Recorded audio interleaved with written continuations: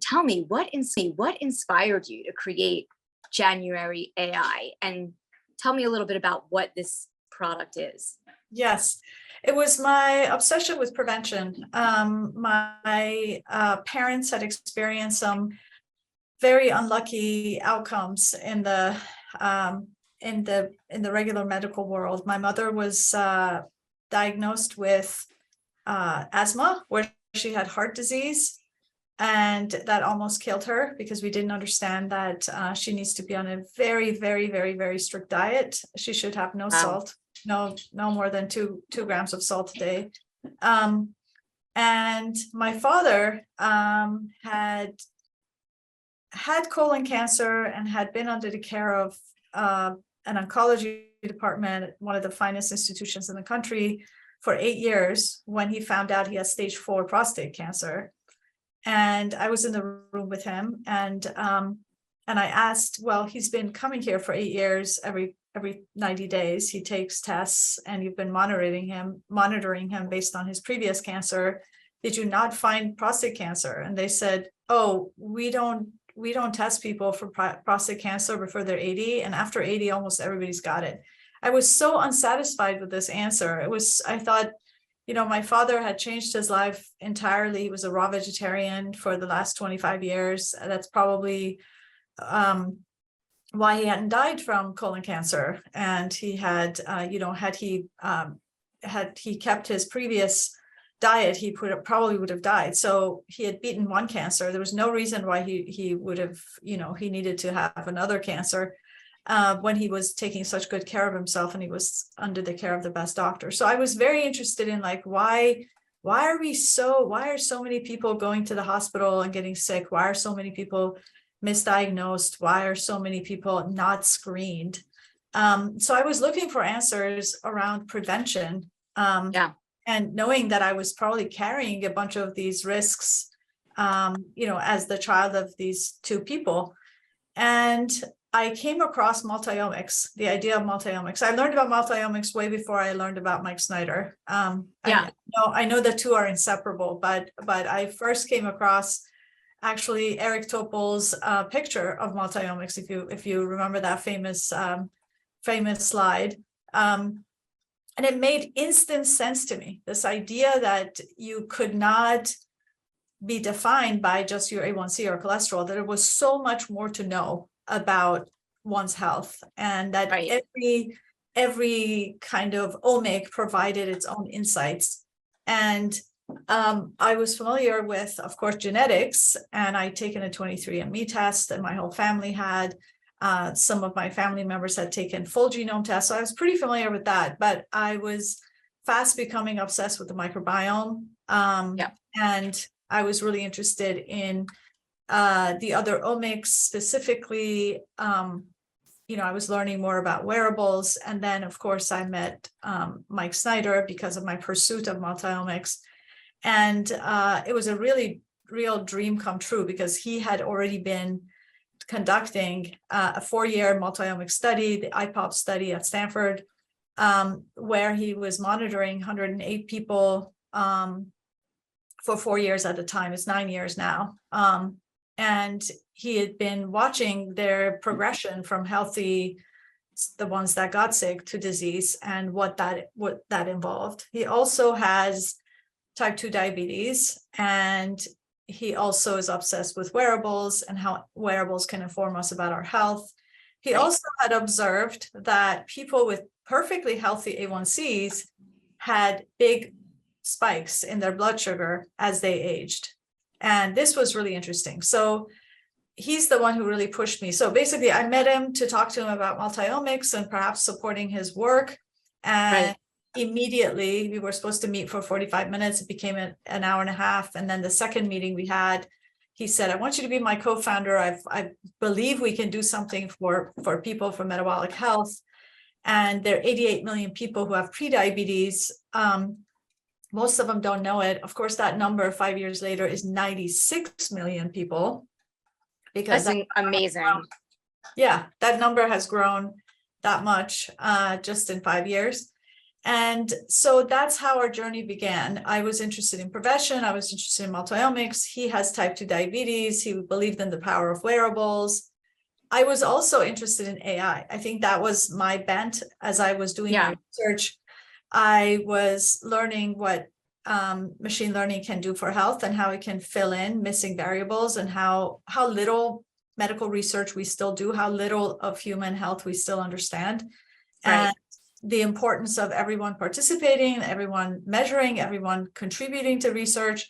So I was obsessed with all of these things. And when I met Mike, so what happened is I went to this conference where they were talking about societal impact of machine learning, and there was a session on health.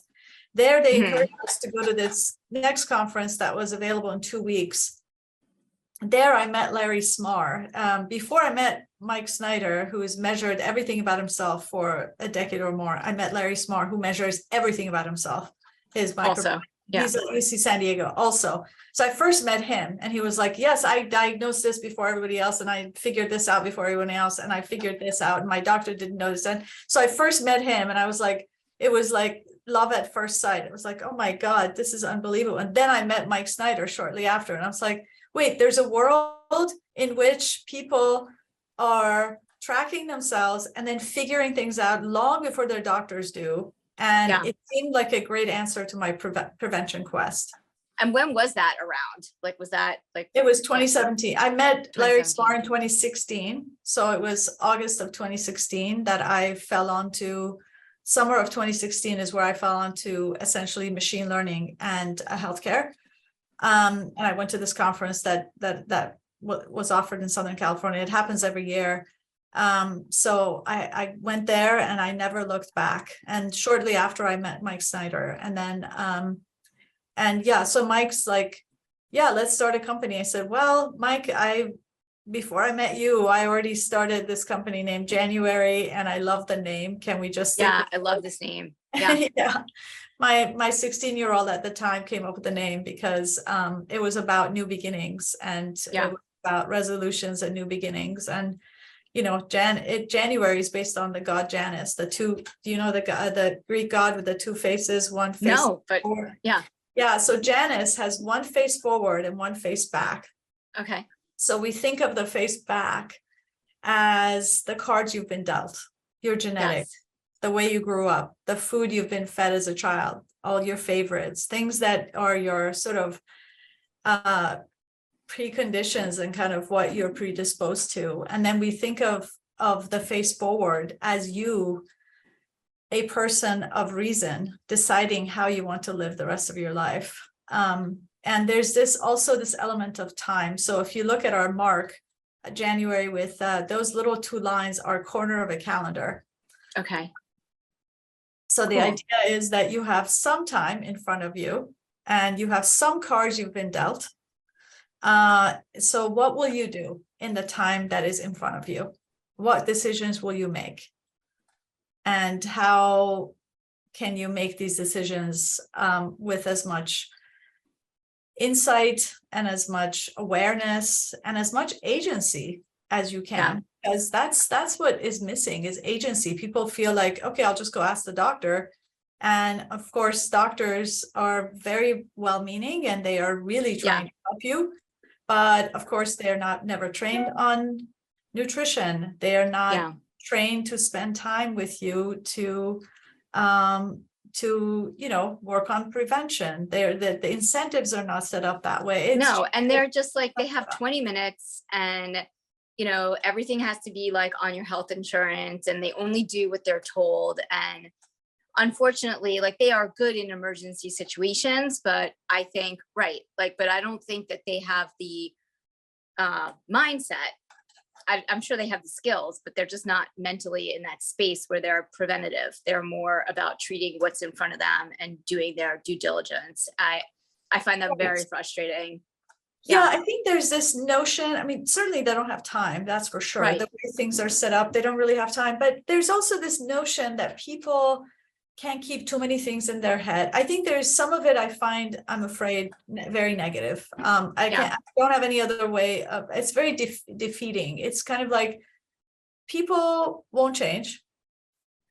People can't keep too many things in their heads. So I'm not going to tell them to lower their cholesterol and their A1C. I'm just going to tell them the one that's worse. And once they make progress on that, I'll tell them the next thing. Yeah.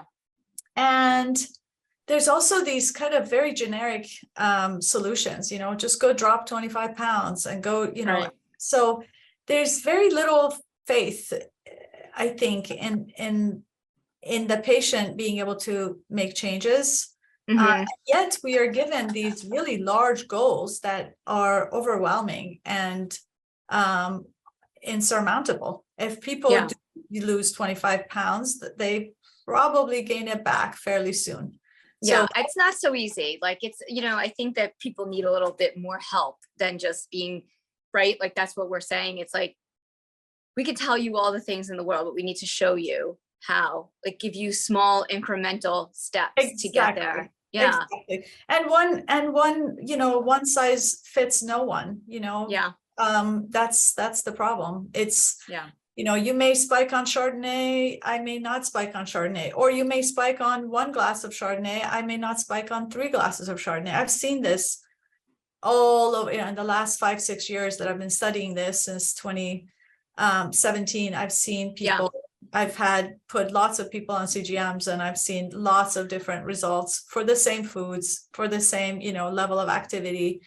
It's just not, it's, you know, we're really trivializing when we just tell someone, just go lose 25 pounds. Right. So tell me, how does Januari AI, well, it's January, not like what we're talking about. No, that is Januari AI is the name of the company. Yes. Okay. So how does Januari AI work, and what is it exactly? Okay. So Januari AI is a company that has 2 products. One is an app and one is a supplement. The app pulls, so they're co-created for total cardiometabolic health and immunity. The app pulls data from continuous glucose monitors and heart rate monitors, such as Apple Watch or Fitbit, soon Aura.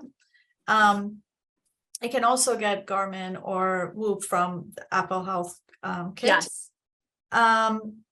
And it combines those 2 wearable data streams with 4 days of food logging. So with self-reported food logs, to train a biological model of a person to essentially create a digital twin of you. Right. And then once that's created, we're able to tell you how that twin or you may react to any food in our 32 million strong food atlas without you having to eat that food. You have a great database of food.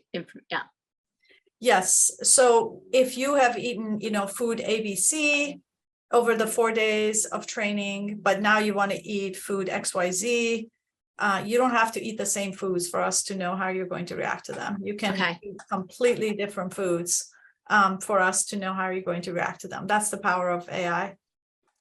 That's amazing. And that takes years of research. And I mean, talk to me a little bit about AI. Oh my God, years of research.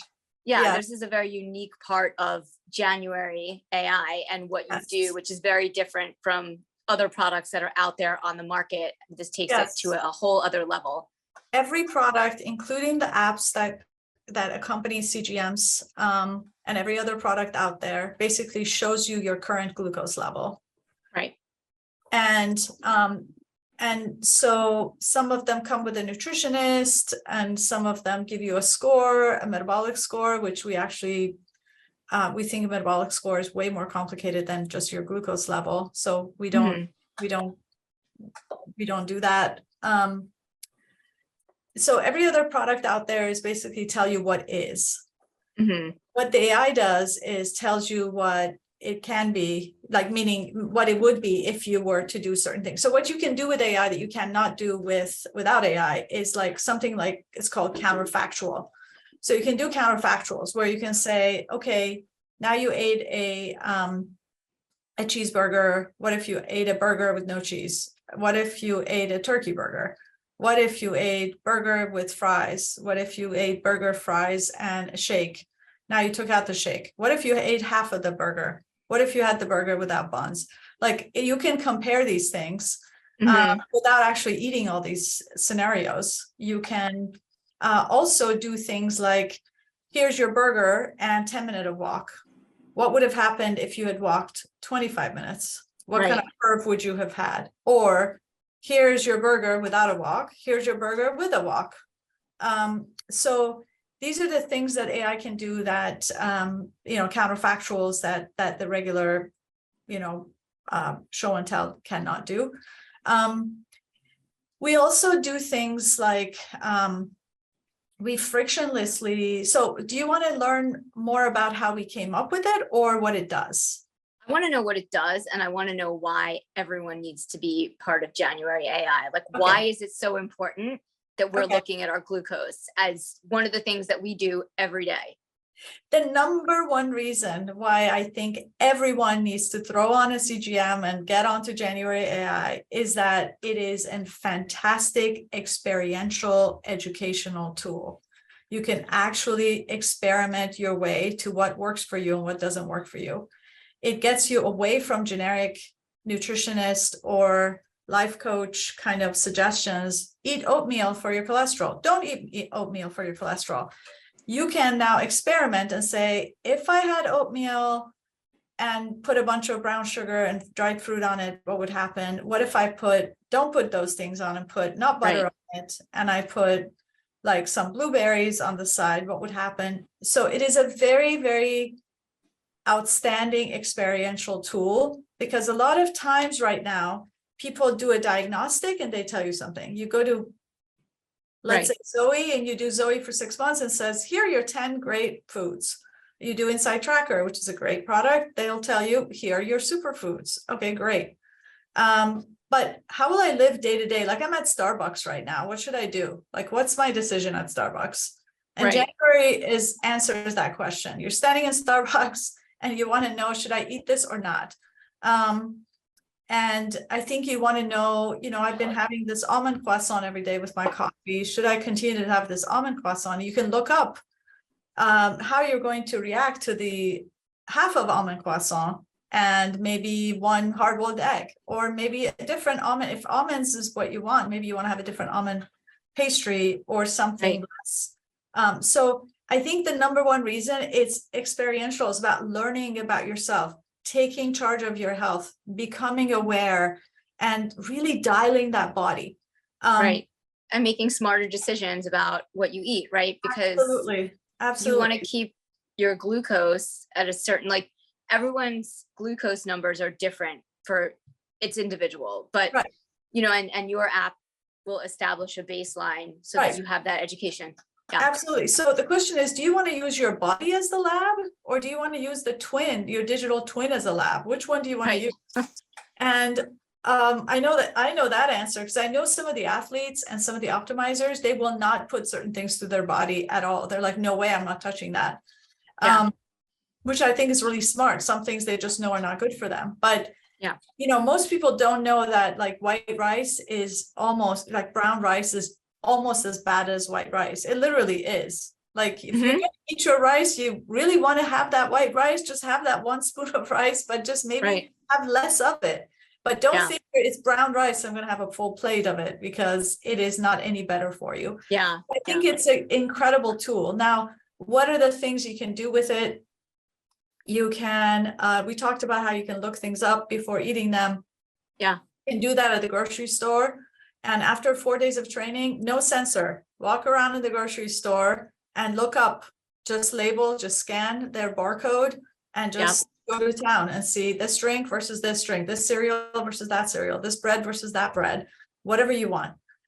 You can also do that with recipes. You want to cook for your family over the weekend. You want to cook for a race, your training period, whatever. You want to look things. We have 2 million recipes with your personalized glycemic curve for you. And so you can see, I want to have pancakes. I'm dying to have pancakes. Like, what pancakes should I have that aren't going to spike me as much? So personally, I'd rather fast a lot and have like one pancake with rice flour Yeah.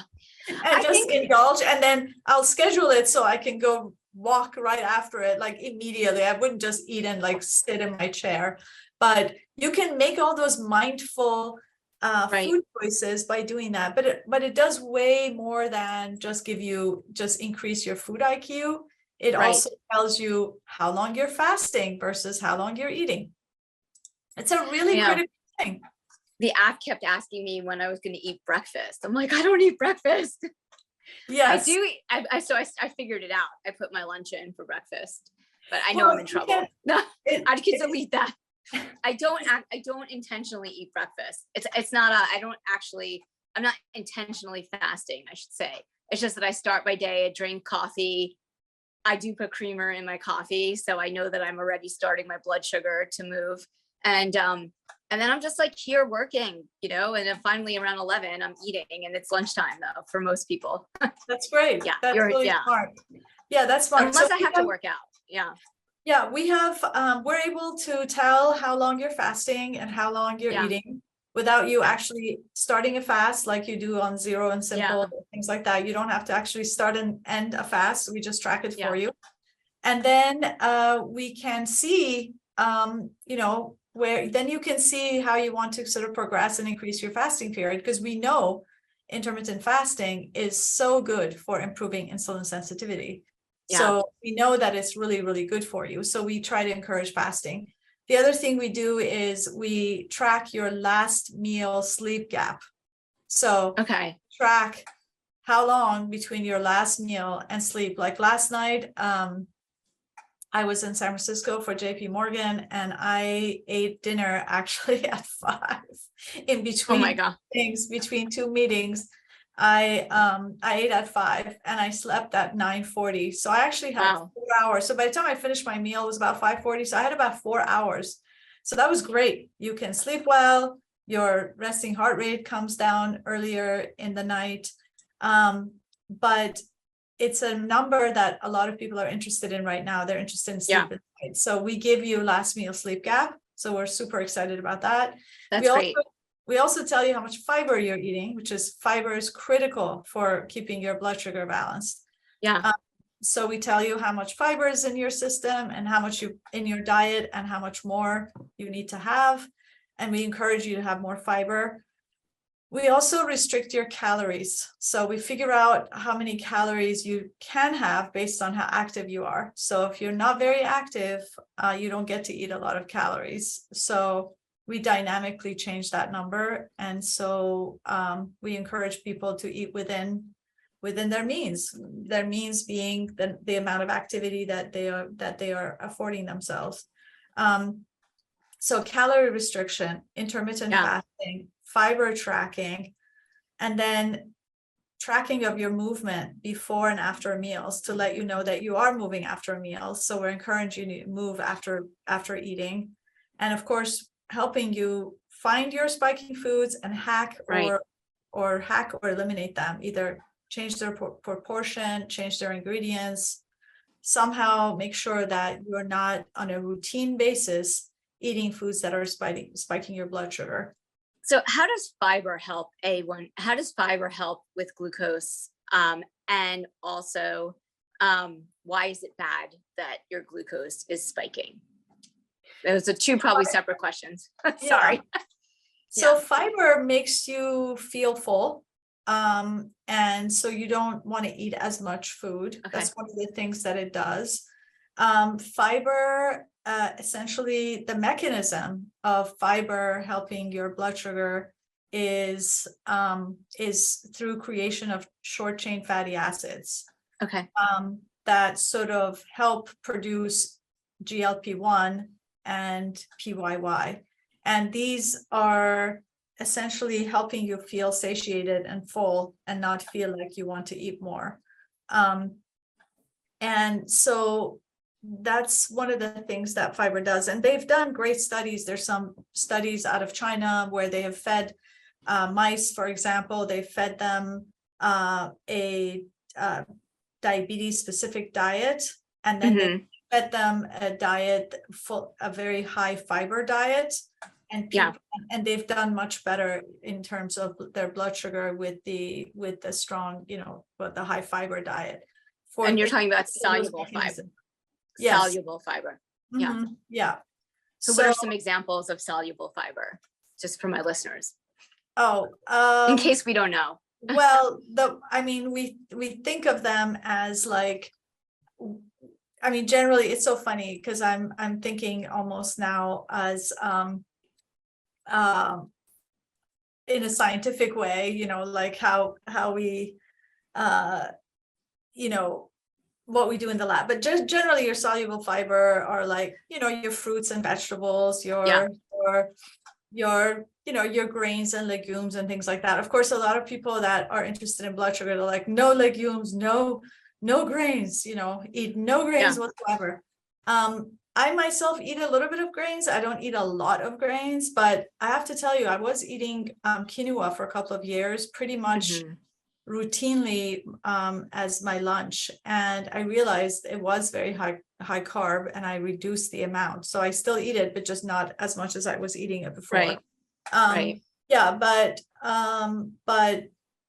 fruits, vegetables, whole grains, all of these are soluble fibers. But and you also have and then also Eden's, which is your other product, not to go in a totally different direction, but it's great for that as well. Absolutely. So Eden's, yes. So Eden's was developed. So basically, for as many years as we've been working on the AI, we've been working on this supplement. So we started from early brainstormings and research, getting a lab, setting up a wet lab, setting up our own proprietary assays. We're innovators. We make things from scratch. We are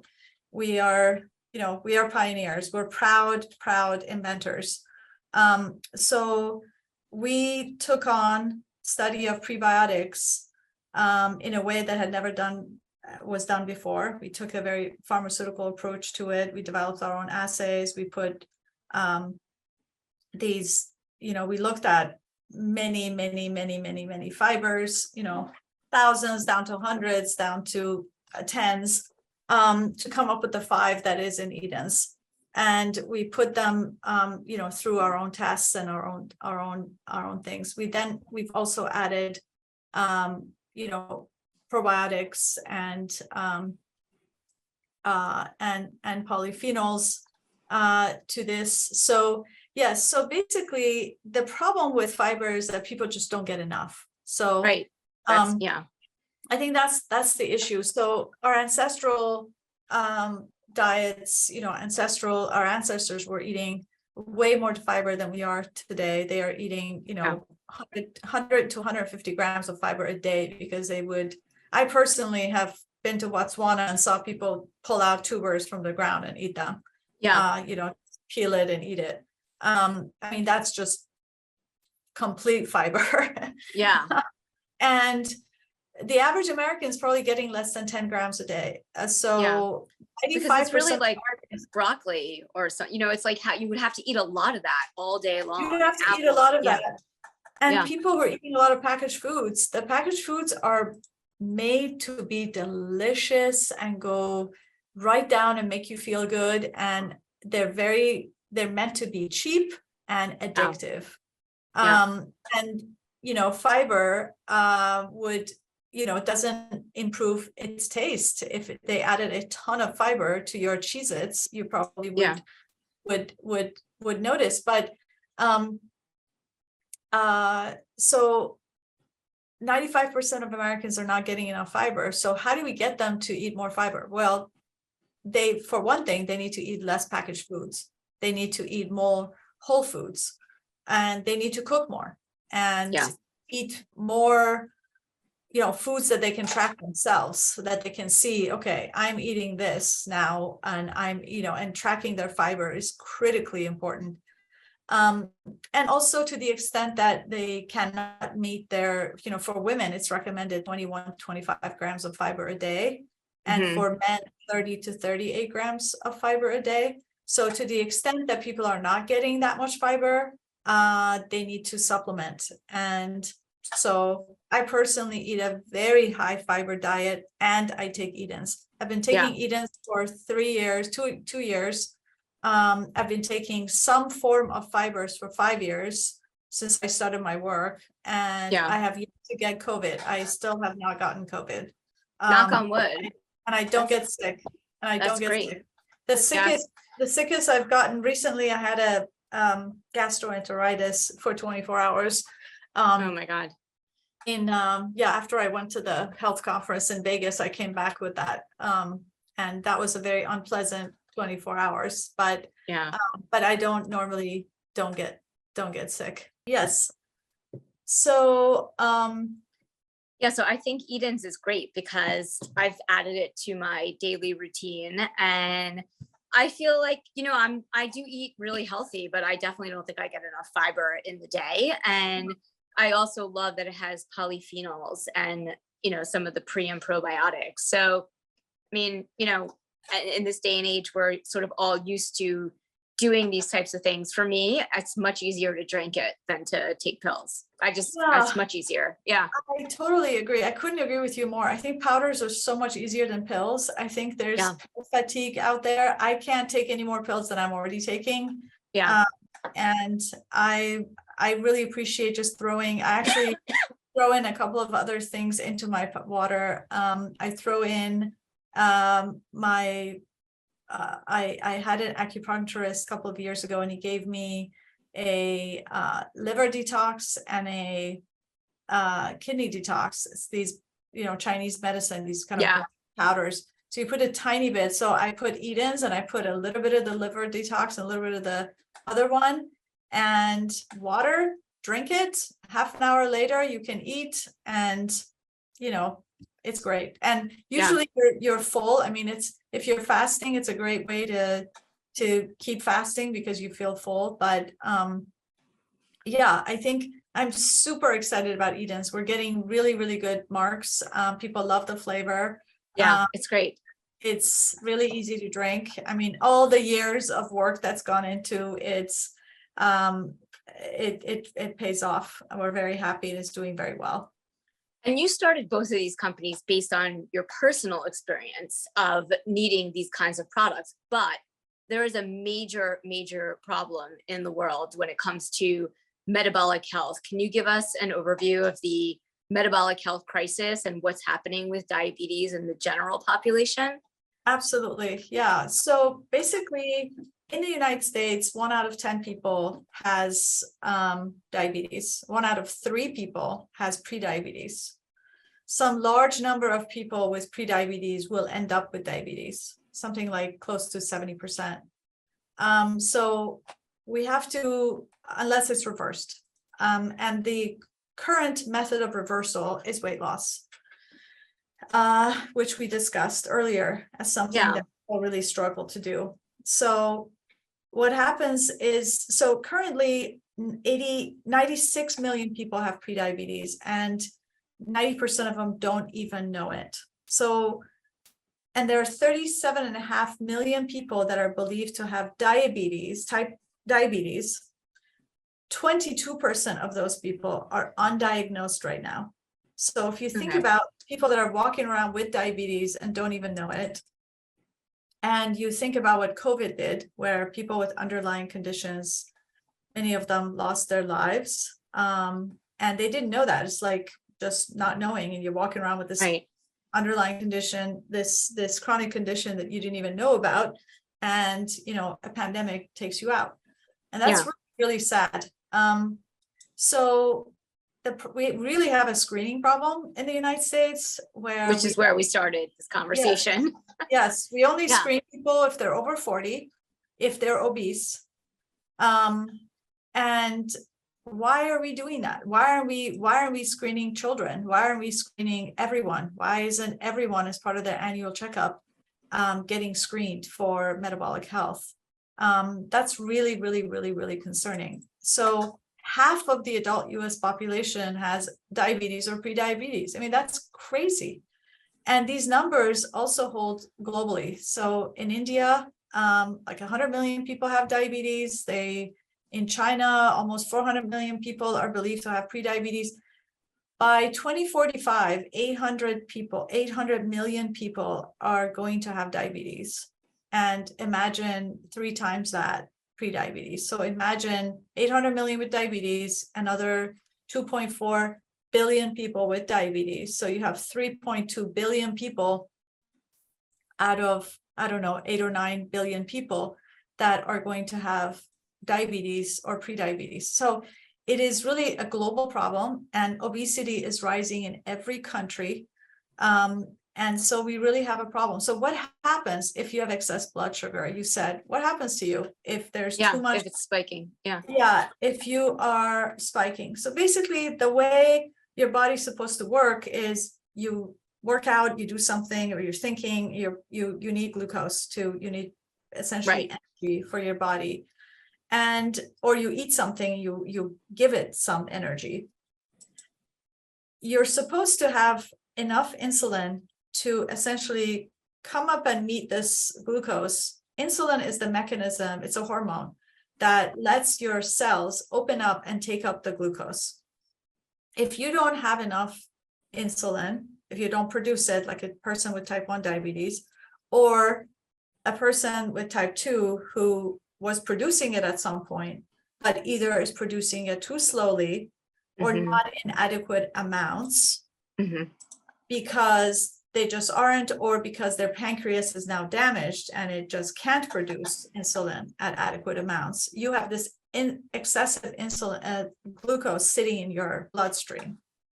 And when you have that, it can, when you have basically extra blood sugar sitting around, it can cause multiple organ damage. So for example, you can have problems with your eyesight. You can end up with diabetic nephropathy, which is like kidney disease. You can end up with nerve damage. You can end up with plaque in your heart and end up with heart disease. So you can end up essentially with nerve damage, kidney disease, or heart disease. Those are the 3. And when you end up with nerve damage, you may lose your eyesight, basically. Right. It's one of the consequences. So when you have high blood sugar, you injure your nerves throughout your body. So that's like you damage nerves in your legs and feet. That's what leads to foot ulcers and potential amputations. That's kind of what happens. For kidneys, diabetes, kidney disease basically is the #1 reason of kidney failures. Almost a third of people with diabetes develop nephropathy, unfortunately. And then, high blood pressure increases if you have high blood pressure as well, it increases the force of blood in your arteries and can, essentially damage artery walls. So if people have metabolic syndrome, which is, those 5, cluster of conditions: high blood sugar, high cholesterol, high blood pressure, high BMI, and high waist to hip ratio. If you have 3 of these 5, you have metabolic syndrome. If you have metabolic syndrome, it can lead to diabetes or heart disease. If you have those, it can lead to the other diseases I just mentioned, like nerve damage, like your kidney disease, etc. So unfortunately, it's not like, oh, I'll just get diabetes, I'll just manage that by eating. No, unfortunately, if you don't manage that well, it leads to other diseases. And also some of the drugs are at fault here, because statins increase your chances of diabetes, for example. So you're kind of and they're given for people who have high cholesterol, statins, typically. Yes, exactly. So you try to solve one thing, you break another thing. So what you really want to do is you don't want to enter this zone where you're going to have these comorbidities, these various diseases. And it can start as simply with dysregulation of your blood glucose. So you don't want that's one of the things that can cause a lot of damage in your body. By no means you should try to keep your blood glucose flat. That's one of the misunderstandings, that, oh, I should just have like one line blood sugar. Not at all. Not at all. Metabolically, if you're metabolically healthy, it means that you can go from fast to fed very efficiently, that your body can actually have high glucose and then deal with that high glucose, and your glucose drops very rapidly. So like similarly to like your heart rate, right? Like if you do a high heart rate cardio workout and then you rest, like the fluctuation and time between the two things can even out. Yes, okay. It's good. So what you don't want to have is, you don't want to have a very large area under the curve, this glucose curve. You don't want your glucose to go up and then like not come down, which will happen if you have excessive glucose. And I have earlier days when I started, the stuff I was eating 5 years ago. My God, I have like some of the core things. That there's this fantastic ice cream in San Francisco called By Right. And I would go there on Wednesdays and Sundays sometimes. If I could pass through town on a Wednesday or a Sunday, I would go have the soft serve with whipped cream, and they had brownie bits. I would put brownie bits on, salted caramel, softie, plus whipped cream. And once I put my first few CGMs on, I had one of these. I took a bowl. I swear to God, I had a meeting with a design firm. On the way back, I was close to By Right, and I said to my coworkers, let's just go grab By Right because it's really good. So we did, and I sat in my car and I had some of it, and I just saw I had 1/4 of it, and my blood glucose went up like crazy, and it would not come down. Oh my God. It was just That's like nuts. sideways. And I was like, oh my God, like this is clearly the wrong thing for me to have. So I think I had it more after that, and I've never had it since. I think that the invention of vegan ice cream for me has been the downfall of my health in the last like year, because just because it's vegan doesn't mean it's healthy. But I am obsessed with Van Leeuwen, and they make, well, forget about their oat. I'm like, I cannot get I don't even know what oat milk is. It's like poison. So but now they're doing everything with oat milk, so I'm having it a lot less. But when I discovered because oat is going to spike you more. The thing is, awful. the dangerous thing about vegan, not vegan, the dangerous thing about vegan ice cream is that a lot of things are made with coconut. So indeed, you don't spike, but you gain fat. It's just too much fat. Like it's just bad for you. Bad. Just eat the regular ice cream and whatever. Yes, if you can. I don't know. Yes, I think eating what you want. Like I'm against like somebody making me a Caesar salad with yogurt dressing. Please don't. Unless you have like an issue, right? Like then it's different. But I'd rather have Caesar salad infrequently, but have the right. Put the egg in to the dressing.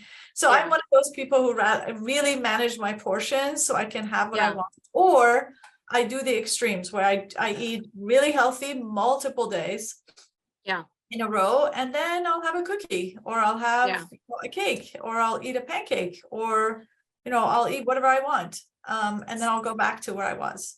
Yeah. So I feel like, you and I were at a tremendous advantage because we have access to these kinds of things, but how can we help like and I feel like, knowing your background and, knowing that you're behind this project, I mean, how can we stop? We're talking to each other, we're talking to my audience, but how can we talk to the rest of the world and provide education to help people that maybe can't wear a CGM, they can't afford it, and I know there are ways, I mean, I'm sure there's, Or maybe they can wear CGM once. Maybe they can wear it once.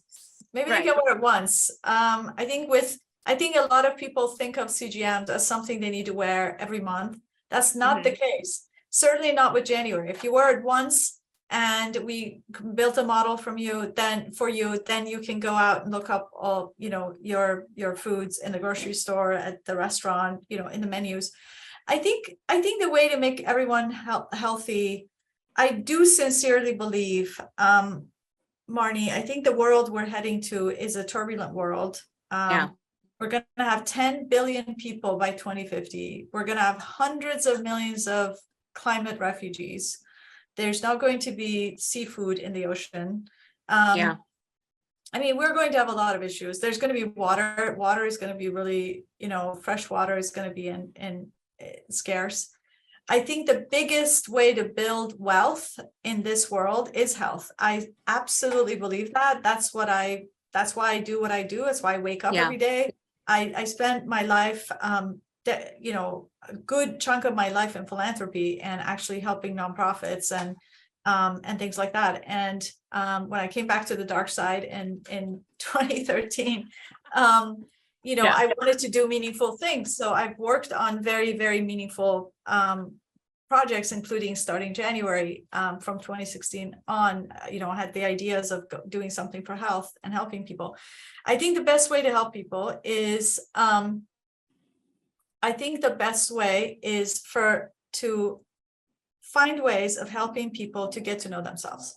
And I think that to encourage people to get on to their own health journey, to encourage them to get in communication with their own body, starting to listen to their body, experiment with their body, use tools. They don't have to be very expensive. A GWAS test costs $99, a CGM costs $60. It does? I didn't realize that. A CGM costs $60. A January, 1 month of January costs $288. It comes with one CGM, and then you can use your app. And I think the idea is to know that no one is going to make you healthy except you. No one. Not the doctor. Not the doctor, not your spouse, not your significant other, not anyone, not your coach, everyone is well-meaning, everyone's trying to help you, but they know a little bit about you, and they have visibility and control over a tiny bit of your life. But you are the one who has control over your entire life. You are in the seat, you are in the power seat. And the first thing you can do is acknowledge that power and just know that you have it. Give that agency back to yourself. Know that you are the one who's going to make all the difference in the world. Set that intention. I really do believe in journaling. I do the 5-minute journal. It's great. You do? I do. Set the intention for the day. Decide you're going to vote for you. You're going to, when you're faced with these decisions, this way or that way, that you're going to pick your health. Yeah.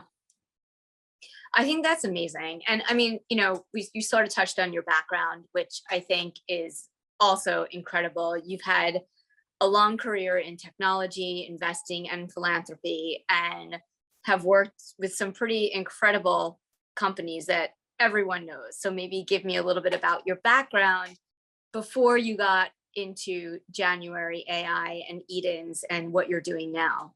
Sure. Yeah. So I started at a semiconductor company out of college for a short time before I went to Oracle. I spent 10 years at Oracle and was very, very proud to build that business. And the company grew, doubled in size my first 5 years. When I arrived there, we had just done a $26 million year. And in 5 years, we were $1 billion company. And I went from pretty much bottom of the totem pole to a vice president in that time frame. And I worked, basically Oracle was my life completely. And I learned so much in that through that process. I'm still good friends with Larry Ellison. I'm still a believer in Oracle as a company. I'm really proud of Oracle acquiring Cerner and wanting to kind of rewrite EHRs and really make a difference in healthcare. I think Larry's really committed to healthcare and healthcare reform. So I'm very proud of my career there and of the good that we did in terms of the company that we built and the productivity we had and all the industries that we enabled with our software. After that, I went to a .com Those were early days of personal finance. So this is, this was just the days that people were switching from reading stock quotes at the back of newspapers to to seeing them on their personal computers. So that was really, really exciting. That company got sold to Lycos, and I went off to start a family office and run a family office. My husband and I have invested in 140 companies. Together, we are limited partners in many, many funds. And we started 2 foundations. One of them is the Hand Foundation, which is my family's charitable foundation. We're very proud of that.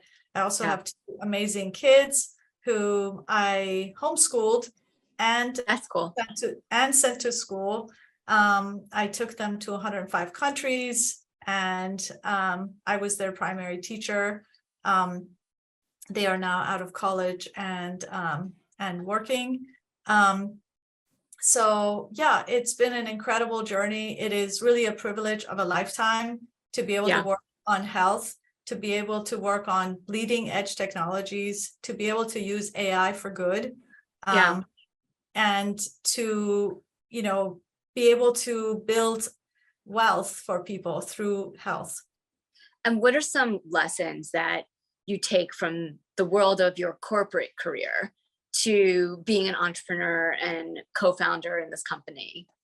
Well, I mean, first and foremost, I was defined by my work ethic. I think anyone who knows Noosheen knows that I had 18-hour work days at Oracle, that I work hard. I think anything that you want to do well, I think changing the world requires devotion.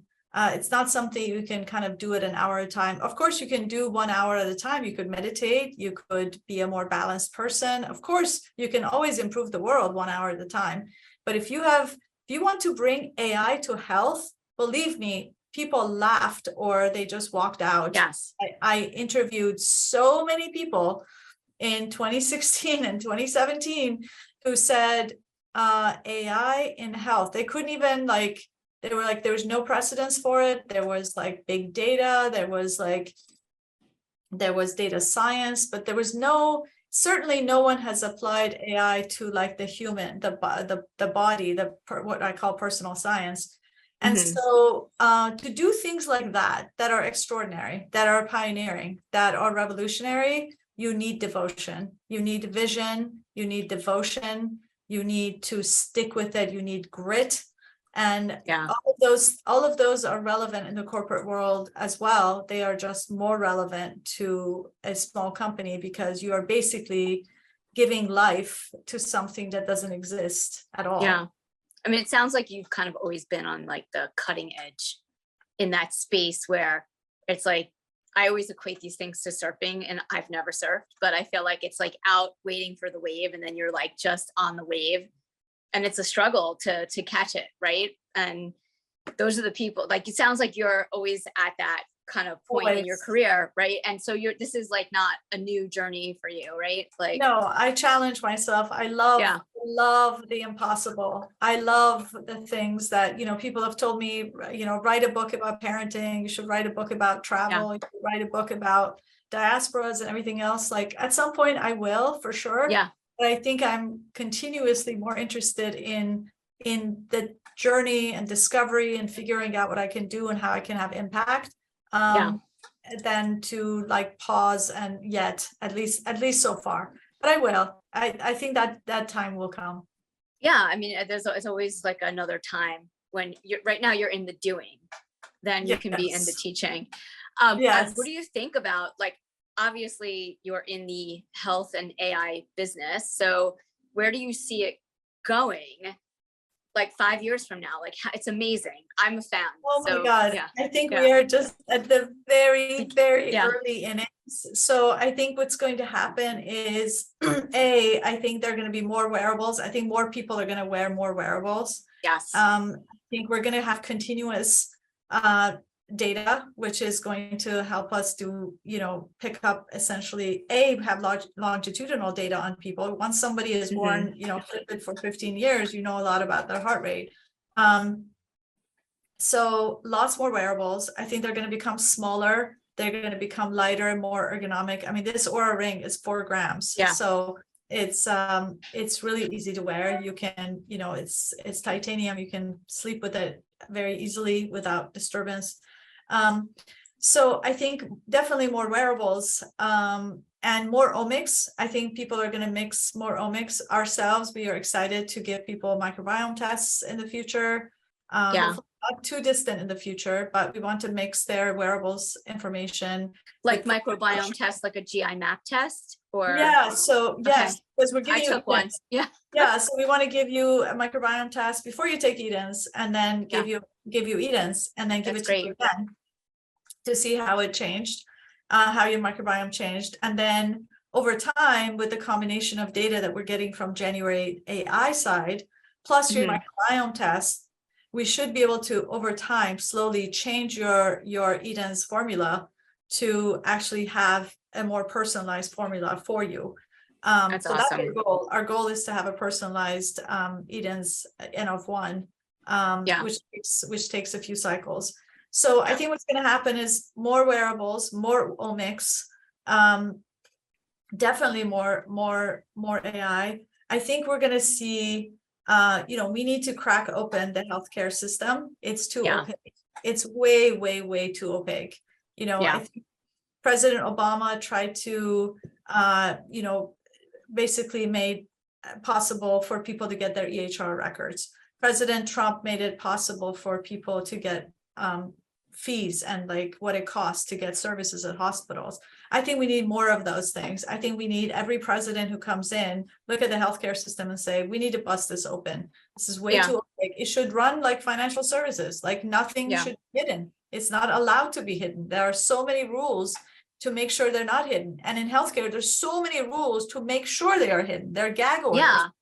They're gag orders. This is so interesting. Yeah, I never heard someone say that, but it's like so true. Like you don't even know, like as someone in charge of your own health, like what you are eligible for or not. Yes, there are gag orders around what payers pay for certain things that providers provide. And it's just insane. So I think what we're going to see a little bit more sunlight on some of those things in the future. I think we're going to see things we have taken for granted as like the Epic EHR be challenged by people like Oracle, who will rewrite Cerner and will try to make it more interoperable with other systems that will try to. So I think what's going to happen is the best and the brightest will come to health and they will transform it. Awesome. And when you're not busy working, how do you stay healthy and fit? Like what's your workout? I work out with a trainer. I do strength training 2 times a week. Awesome. I sauna, unfortunately not enough, but I sauna. I just made a commitment to my team at Januari that I'm going to sauna 3 times a week. So I think I can do that. I can do that by doing it on specific days and putting it into my schedule. So I'm going to do it Tuesday, Thursdays, and Saturdays and make sure I stick with it. I have been taking some tennis lessons sporadically, and I intend to play tennis daily. I hope in the next 6 months, I hope to make it something that I can do every day. I have some amazing role models, like Larry Ellison, who plays tennis every single day. And I'm inspired by that. I want to be able to do that. And recently I skied for a couple of days. So I'm hoping to get back on skis this season, still maybe 3 or 4 mornings in February. Where do you live? I live in the San Francisco Bay Area, but I can get myself to snow. Oh my God, that's so awesome. Yes. Where do you live? In New York. So there's nothing here except shopping. No, I'm kidding. That's not get true. To the nearest store. No, I'm kidding. I feel like that though. You know, I always I've lived here my whole life. So I feel like, you know, I'm in Battery Park and it's great. Like I go out on the West Side Highway and I run and I ride my bike and I do all kinds of stuff. That's lovely. You know, it's I'm not, you know, I'm always so jealous of people that live places where they can actually like go outside and go somewhere like on the ocean or along in the mountains or whatever. But California is beautiful. Yeah, that's for sure. And you pay the weather tax over here, although now we're having storms. I know. So, I know. Yes. It's but always New York City is Yeah. my absolute most favorite place on earth. Really? Yes. Do you get to come here often? Not now, but I used to go to New York for work. Like I would go on a red eye, like from Oracle. Like I would go on a red eye. I would be at my office on 3rd Avenue, and then work all day and just take a flight back the next day. Never actually sleep in a bed for years. Yeah. The first time First time I ever saw New York was when I went to Stanford Business School, like for my master's. And they took us to New York City and did all. It's the first time I was not in an Oracle office when I went to New York, and I just love New York City. But I love New York. One of my favorite addresses is Council on Foreign Relations on 68th, because you can go there for, as they say jokingly, for breakfast, lunch, and dinner. There's always something going on, something phenomenal and something very intellectual and very invigorating. So I love policy. I love debate. I'm very, very pleased to be a member of Council on Foreign Relations and have that home in New York when I visit. That's great. Are you going to be speaking on any panels or doing talks? I feel like you would be so good at that. I do. I was on a panel at Health Conference recently in Las Vegas, and I hope to do more panels. We've been really heads down. We were a very non-marketing company for the first 3 years. We were in stealth completely, and we've marketed very, very little since we came back. So we're just going out with our V2 and are going to be marketing and getting out there more. But yes, first things first, we thought science should come first. Yeah, no, that's the most important thing, because if you have a good product, then the marketing is a lot better. Yes, indeed. This has been so awesome. Thank you so much for Noosheen for being on the podcast. I'm so grateful. Thank you so much. It was such a pleasure to meet you. I love your big smile.